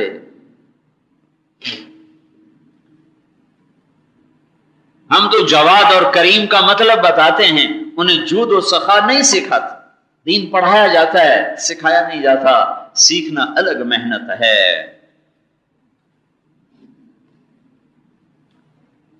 تو ایک اس علم کی عملی محنت ہے، عملی محنت ہے، عملی محنت ہے، اس کی بے شمار شکلیں ہیں، صرف تبلیغ نہیں، اس کی بے شمار شکلیں ہیں، لیکن تبلیغ اس وقت سب سے ممتاز موجود ہے کہ اس میں اپنی ذات کے ساتھ بنتے ہوئے اوروں کے بننے کے بھی راستے نکل آتے ہیں، اور جو یہ بگڑا ہوا معاشرہ ہے اس کو درست کرنے کی ابتدا کہاں سے کی جائے، کہاں سے کام شروع کیا جائے کہ یہ سارا معاشرہ صراط مستقیم پر آ جائے اور ہر طبقے کا بگاڑ وہ سدھار میں تبدیل ہو جائے، تو اس کے لیے ہمیں نقطہ آغاز اگر صحیح ہو گیا تو انجام بھی صحیح ہو جائے گا۔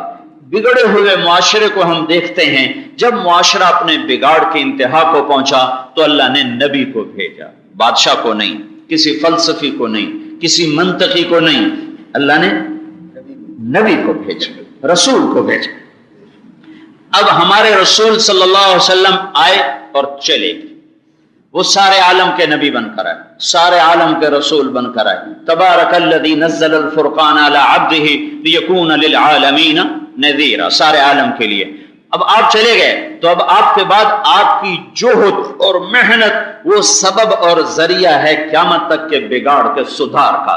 تو ہم یہ دیکھتے ہیں کہ جب اللہ کا نبی آیا تھا بگڑے ہوئے معاشرے میں کام کرنے کے لیے، تو اللہ نے ابتدا کہاں سے کروائی، وہاں سے ابتدا ہو جائے گی تو کام سیدھا ہو جائے گا۔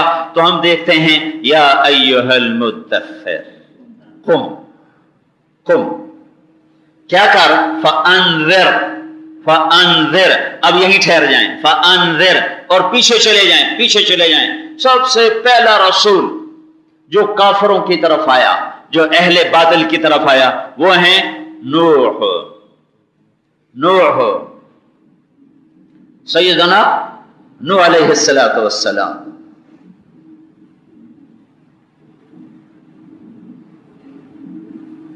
اللہ تعالیٰ ان سے فرماتا ہے انا ارسلنا نوحا الی قومہ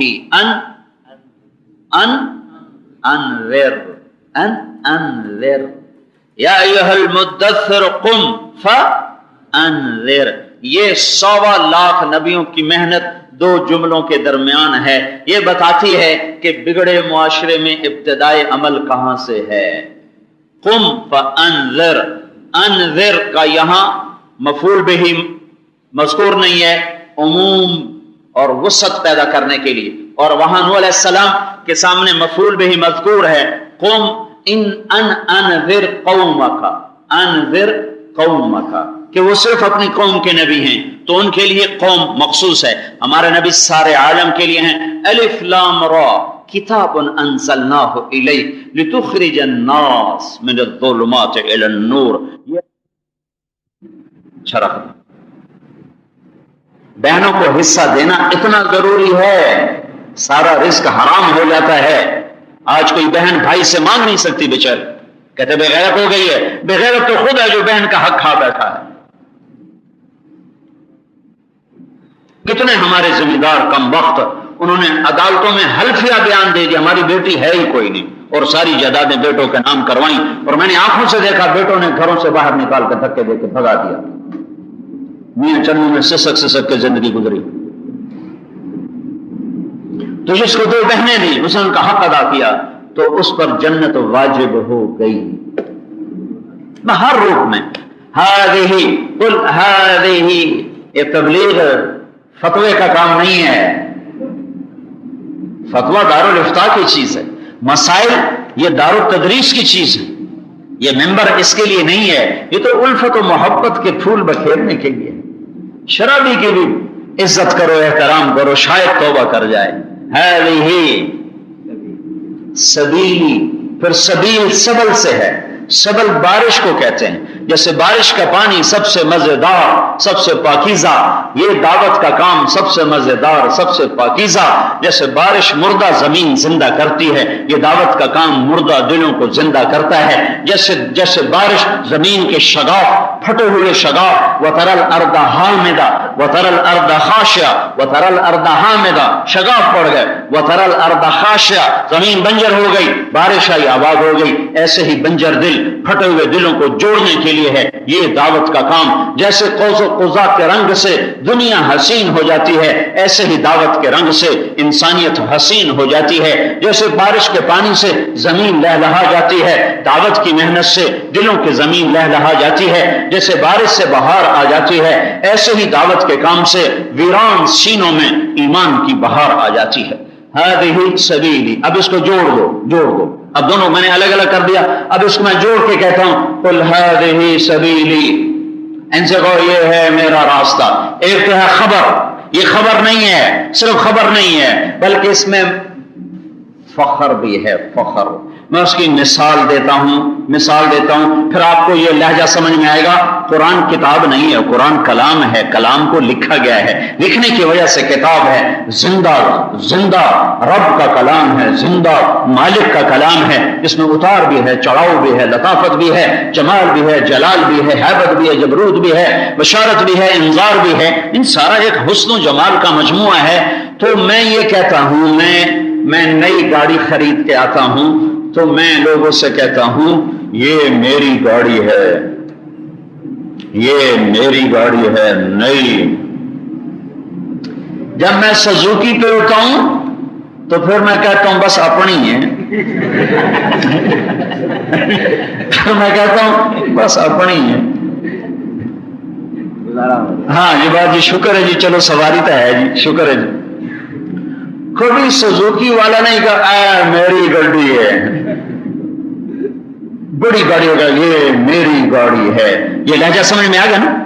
تو ہذہ سبیلی میں ہے ہذہ سبیلی، یہ میرا راستہ ہے. یہ لہجہ ہے یہاں. یہ لہجے میں تفسیروں سے نہیں سمجھا، بدوؤں کی صحبت سے سمجھا. اہل زبان کے ساتھ بہت عرصہ رہنے کو ملا تو ان کے ساتھ رہ کر میں لہجے سمجھاؤں کہ یہ کیسے، کس لفظ کو کیسے بولتے ہیں، کس لہجے میں بولتے ہیں. تفسیر تو لفظ کا ترجمہ بتاتی، لہجہ تو نہیں بتا سکتی.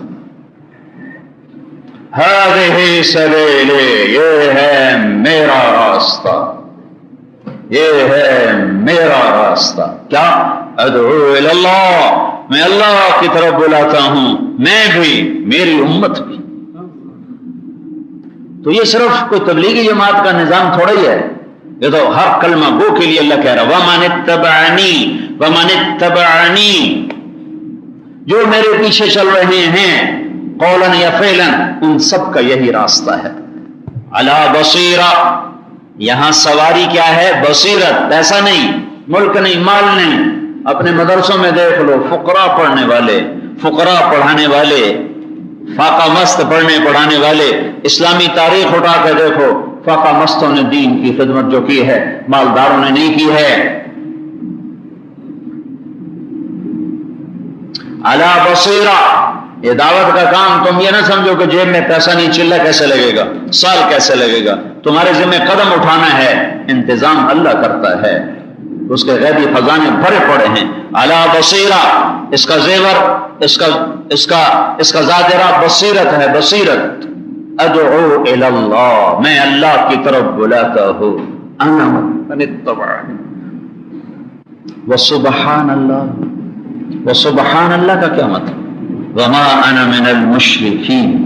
پہلے میں نے آپ کو بتایا کہ دعوت کو یوں اٹھایا اللہ نے، یوں اٹھایا، اور عرشوں تک، یہ ہے میرا راستہ، میں ڈاکٹر ہوں، کہتا جی میں چپڑاسی ہوں۔ لیکن فرق آ جاتا، میں ایک دفعہ اپنے دوستوں سے ملنے گیا گورنمنٹ کالج لاہور، میں رائمنڈ پڑھتا تھا، وہ گورنمنٹ کالج لاہور میں انہیں کو چھوڑ کے میں ادھر آیا، تو میں ان کو ملنے چلا گیا، تو نیو ہاسٹل ضلع کچہری کے سامنے ہے، وہ وہاں چلے گئے تھے۔ ایک ہمارا دوست ظہیر اس کا نام تھا، وہ میڈیکل کالج میں چلا گیا کنگ ایڈورڈ میں، تو میں آیا تو انہوں نے میری خاطر وہ کینٹین کے آگے ہم نے کرسیاں لگائیں، میز لگائے، انہوں نے میرا بڑا اکرام کیا۔ تو ظہیر میرے سامنے بیٹھا تھا، میں اس کے سامنے بیٹھا تھا، تو وہ یوں ایسے ٹیک لگا کے بیٹھا تھا، تو مجھ سے کہنے لگا کیا کر رہے ہو؟ میں نے کہا میں رائمنڈ مدرسے میں پڑھ رہا ہوں۔ تو کہنے لگا روٹی کہاں سے کھاؤ گے؟ حالانکہ اس کو میرا پورا تعارف ہے کہ اللہ تعالیٰ نے مجھے اپنے فضل و احسان سے، اپنے عنایت و کرم سے مجھے ایک اچھے کھاتے پیتے گھرانے میں پیدا کیا ہے، لیکن مولوی کا لفظ ایک گالی تھی 70 کی دہائی میں۔ روٹی کہاں سے کھاؤ گے؟ تو میں نے کہا تو کہاں سے کھائے گا؟ تو ایسے بیٹھا تھا، یوں ہو کر کہنے لگا میں ڈاکٹر ہوں، ہذہ سبیلی، اب سمجھو میں ڈاکٹر ہوں۔ یہ اس کی میری آخری ملاقات تھی، اس کے بعد کبھی نہیں ملا، پتہ نہیں کدھر زندہ مر گیا۔ لیکن ڈاکٹر کیا ہے؟ پیشاب ٹیسٹ ہو رہا ہے، پخانہ ٹیسٹ ہو رہا ہے، ہم اس کو دیکھنا گوارا نہیں کرتے، وہ چاہتے میں بیٹھے ہوں گے، یہ ڈاکٹر صاحب ہیں، پخانہ ٹیسٹ ہو رہا۔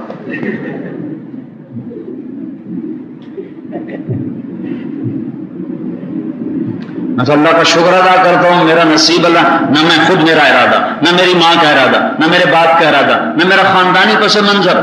مولانا حنیف صاحب کو اللہ نے منصب بخشا تو خاندانی پس منظر ہے، ایک پیچھے سلسلہ ہے۔ ہم تو بالکل گواروں کی اولاد، نادان مولوی ہمارے گاؤں میں کم ہی ہوتا تھا، کم ہی۔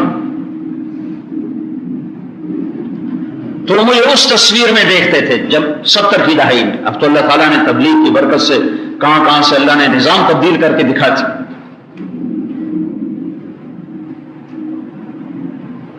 تو اللہ نے دعوت کو یہاں کھڑا کیا تو کہیں داعی متکبر نہ ہو جائے، کہیں داعی میں فخر نہ آ جائے، کہیں دعوت دینے والا عجب کا شکار نہ ہو جائے اور کر کے بھی برباد نہ ہو جائے۔ تو وسبحان اللہ، وسبحان اللہ، کیا مطلب کہ یا اللہ میں کہاں اور تیری دعوت اللہ کہاں، میں اس کا حق کہاں ادا کر سکتا ہوں؟ وسبحان اللہ، میں تیری دعوت کا حق ادا کر ہی نہیں سکتا۔ لو کان البحر مدادا لکلمات ربی لنفد البحر قبل ان تنفد کلمات ربی ولو جئنا بمثلہ مددا، میں تیری دعوت کا حق کہاں ادا کر سکتا ہوں؟ وسبحان اللہ، تو کہاں تک تو کر رہا ہے کہ وما انا من المشرکین۔ مولانا پاس نمبر کتنے ہیں وفاق میں؟ 40۔ جو 40 نمبر پہ پاس ہوتا ہے اس کو فیل ہونے کا تانا تو نہیں دے سکتے، لیکن کوئی پاس ہونے کا فخر بھی کوئی نہیں ہے جی۔ 33 نمبر والا چھپتا پھرتا ہوتا ہے کہ میں کیویں دسا میں پاس ہویا۔ جو 3rd ڈویژن میں پاس ہوتا ہے اس سے پوچھو نا کتنے کون سی ڈویژن ہے، بس یہ ہو گئے پاگل، ہو گئے۔ جو 1st ڈویژن لیتا ہے کہتا میں 1st ڈویژن ہے، میرے 890 نمبر ہیں، اور جس نے 33 نمبر لیے ہیں اس میں فخر نہیں ہوتا ہے۔ وما انا من المشرکین، اسلام میں 33 نمبر ہے کہ میں شرک نہیں کرتا، میرے اندر ہر عیب ہے سوائے ایک کے۔ ایک اور واقعہ سنو، پھر جو میں کہنا چاہتا ہوں وہ شاید واضح ہو گئے۔ ہماری جماعت گئی چونیا، تو ہمیں لوگوں نے کہا چودھری حاکم کو توبہ کرواؤ تو تبلیغ کو مانے۔ چودھری حاکم ایک زمیندار تھا، ڈاکو رکھے ہوئے، قاتل رکھے ہوئے، شراب کے اڈے، قبضے کرو، ہر عیب چودھری حاکم، ہر عیب کا مجموعہ چودھری حاکم۔ فوت ہو گئے اس لیے کھل کے بتا رہا ہوں۔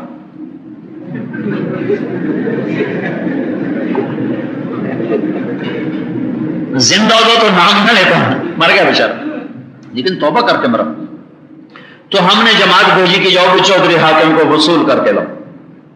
تو ہمارے 3-4 ساتھی گئے، 2 گاڑیاں گئیں، تو انہوں نے جا کے پتہ نہیں کیا بات کی، اللہ جانے، لیکن اس کو لے کر آئے۔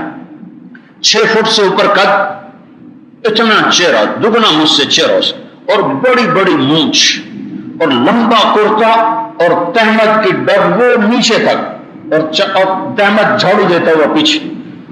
بالکل وہ ایک حاکم کی تصویر تھا، مردانہ وجاہت عجب تھی اس کے اندر۔ تو انہوں نے میرے آگے بٹھا دیا، میں اس سے بھی زیادہ کمزور تھا، تو لگے جی میں ہاتھ سے دیکھو چڑا بہ گیا ہوگا۔ میں کہا یہ تو میری تو شخصیت ہی اس کے سامنے دب گئی ہے، تو یہ میری بات کا اثر کیا لے گا۔ خیر اللہ نے کرم کیا، پتہ نہیں میں نے کیا بات کی مجھے یاد نہیں ہے، اس کے چہرے کا رنگ بدلتا گیا، اور 15-20 منٹ کی بات ہوئی تو اس کی آنکھیں بھر گئیں۔ تو پھر اب وہ مجھ سے کہنے لگا مولوی صاحب ایک میں شرک نہیں کیتا، باقی ہر گناہ کیتا ہے، میری بھی کوئی بخشش ہو جیسی۔ وما انا من المشرکین، یا اللہ دعوت اللہ بہت عظیم کام ہے، پر میں صرف 33 نمبر والا ہوں، 33 نمبر والا ہوں، تاکہ عمل کا فخر بھی نہ آئے کہ جیسے پیسے سے انسان کے اندر تکبر آتا ہے ایسے ہی نیکی سے بھی تکبر آتا ہے۔ تو اس تکبر سے بچانے کے لیے اللہ نے کہا آخوا سبحان اللہ، کوئی ہے تیرے رب کی تعریف کا حق ادا کر سکے، وہ سبوح قدوس ہے، میں انسان ہوں، میرا علم محدود ہے، میں تیری تعریف کا حق کہاں ادا کر سکتا ہوں۔ ہاں اتنا ہے کہ میں نے کام نہیں چھوڑا، کام میں نے ضرور کیا ہے، 33 نمبر والا کام کیا ہے۔ یہ آیت پوری کی پوری آپ کو دعوت اللہ کا منصب بھی بتاتی ہے، آپ کی ذمہ داری بھی بتاتی ہے، اور اس دعوت کے دیتے دیتے بھی اندر میں اٹھنے والے شیطانی حملوں سے بھی بچاتی ہے۔ یہ ایک آیت آپ اپنے اندر میں لے لو تو آپ کو بیٹھنا سمجھ میں نہیں آئے گا، آپ کو پھرنا سمجھ میں آئے گا کہ پھرو بھائی اللہ کے پیغام کو لے کے پھرو۔ تو میری یہ گزارش ہے میرے عزیزو، عمل کی دنیا بہت بڑی محنت کا بہت بڑا محنت کا میدان ہے۔ شہروں کے شہر خالی پڑے ہیں، کہ بازاروں کے بازار شریعت سے خالی پڑے ہیں، تجارتی منڈیاں شریعت سے خالی پڑی ہیں، اور دیہات شریعت سے خالی پڑے ہیں، اور طبقات کے طبقات وہ دین سے خالی پڑے ہیں۔ خود بھی صفات ایمان کے لیے نکلو، اور اوروں کو ان صفات پر لانے کے لیے نکلو۔ یہ کرو گے تو اللہ تعالیٰ ایک ہوا چلائے گا، قم فانذر وربک فکبر۔ یہاں سے ابتدا ہے کہ لوگوں کو اللہ کی طرف بلاؤ، ان کی عزت بٹھا کر، وثیابک فطہر والرجز فہجر، خود بھی ظاہر اور باطن اس کے اندر ڈھلو، ولا تمنن تستکثر، دنیا کی دوڑ نہ لگاؤ، قناعت سے چلو، ولربک فاصبر، پھر یہ نہ کہو کہ نتیجہ تو نکلتا نہیں، بس تم اللہ کی خاطر چپ کر کے کام کرتے رہو، نتیجہ میرا رب جب چاہے گا نکالے گا۔ نہ بھی نکلے تو مایوس نہ ہو، فَإِذَا نُقِرَ فِي النَّاقُورِ، یہ لفظ فا بہت بڑی تسلی ہے، لفظ فا بہت بڑی تسلی ہے کہ میرے بندو بہت سے نبیوں کی محنت کا میں نے کوئی نتیجہ ظاہر نہیں کیا۔ لوط علیہ السلام پر ایک آدمی ایمان نہیں لایا ان کی قوم میں سے سوائے گھر کی بیٹیوں کے۔ تو فا اگر تمہیں ملتان میں نتیجہ نظر نہ آئے تو فَإِذَا نُقِرَ فِي النَّاقُورِ، بس قیامت آنے ہی والی ہے، قیامت آنے ہی والی ہے، وہاں میں کہہ دوں گا وَامْتَازُوا الْيَوْمَ أَيُّهَا الْمُجْرِمُونَ، اور میں کہہ دوں گا فَالْيَوْمَ الَّذِينَ آمَنُوا مِنَ الْكُفَّارِ يَضْحَكُونَ عَلَى الْأَرَائِكِ يَنظُرُونَ هَلْ ثُوِّبَ الْكُفَّارُ مَا كَانُوا يَفْعَلُونَ۔